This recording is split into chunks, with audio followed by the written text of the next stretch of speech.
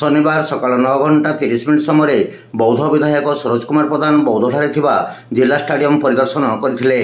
सेठारे क्रीड़ा अभ्यास करुवा खेलाड़ी, पुरातन खेलाड़ी, विभिन्न क्रीड़ा संगठन कर्मकर्ता सह आलोचना करथिले। स्टाडियम भित्तिभूमि विकास और क्रीड़ा उपयोगी करने आवश्यक पदक्षेप ग्रहण करने विधायक श्री प्रधान प्रतिश्रुति देथिले। देखली सब बहुत गुड़े समस्या अच्छी और विभिन्न जो डिपार्टमेंट अच्छे डिपार्टमेंट संगे जोगाजोग कली।